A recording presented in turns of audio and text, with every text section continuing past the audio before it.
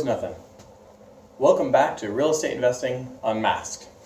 Okay, so today we're going to talk about something I helped my brother with recently. My brother was in the process of buying a house, and here's the problem that he had. He wanted to buy a $200,000 home, but he only had $5,000. The problem with that is usually you need at least 3.5% down for an FHA loan. 3.5% is equal to $7,000. As you can see, he's a little short. So this is what we came up with. One of the wonderful things about real estate investing is that you can be very creative. With $200,000 as the asking price, what I encouraged my brother to do was to offer $180,000 and ask for some repair money.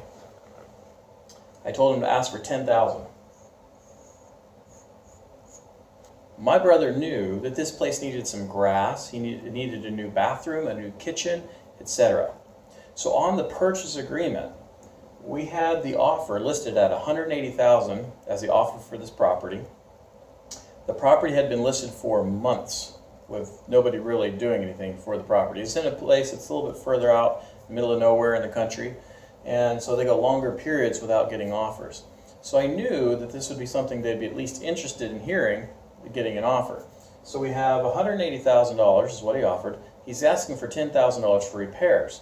Essentially what that means is the seller would be selling the house for $170,000. Now they didn't take that. What they said was, instead of $180,000, they said, you know what, how about $195,000 and we'll give you $5,000 for repairs. To that, my brother was ecstatic. The reason being is his mark was $200,000. That's the highest he wanted to go. He brought it down below that price to $195,000, plus he got the seller to contribute $5,000 toward closing. What that means now is, with his $5,000, he's got $10,000 as a down payment. Because when you go to your closing, they're not looking for how much money you're putting in. Instead, what happens is at the closing table, the title company looks at all the monies that are coming in from the buyer, all the monies that are coming in from the loan for the buyer, and how much money is going out for the seller, and how much money is going to the seller. Right? It's all of that stuff. It's a bunch of stuff. What they would see is the seller crediting $5,000. So it looks like the buyer is putting $5,000 down toward this payment.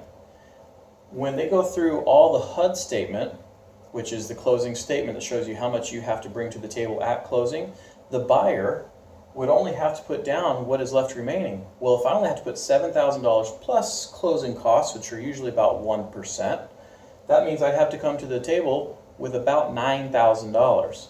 Well, if I have $5,000 in my pocket and $5,000 is credit from the seller, really I only have to come to the closing table with $4,000, which means I still have $1,000 in my pocket.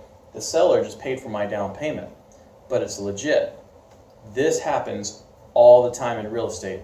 So when people are talking about being able to buy a property with zero money down, this is more or less what they're talking about in many cases, where you find a property where the seller is willing to take down the price or even keep the same price, but then give you a credit. But the credit has to be legit. And that's why we talked about the bathroom, the kitchen, the grass. It could be a painting credit. It really doesn't matter. Almost any house, unless it's immaculate, has something that needs to be fixed up. So if you find something, even paint can cost $2,000 or $3,000 in a house to do a whole house, potentially. If you can have the seller give you a credit and you just offer them a full price, what's going to end up happening is you don't have to come up with as much money down at closing.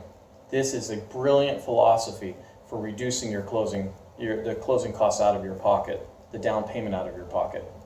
So if you have any questions and you're like, man, I'm in this rough spot, I want to buy this piece of property and I can't, ask me down below. Maybe there's something like this that you can do. I'm not a financial advisor. I can't tell you what you have to do. All I can do is take the information that you give me and tell you what I would do. Make sure you seek financial advice from your lawyer or title company or real estate agent, people that get paid to do this. I'm telling you from my past experience what I've done or what I've seen other people do, And this is one of those things that's really been beneficial for me and for my family. So if you have any questions, please ask down below, and don't forget to hit that subscribe button. I am coming out with a video in a couple months where I'm going to show you the property I'm fixing up. I just got an inspection finished today and signed off, so I am moving on to the next phase of fixing this property so I can flip it. So until next time, guys, thanks for watching.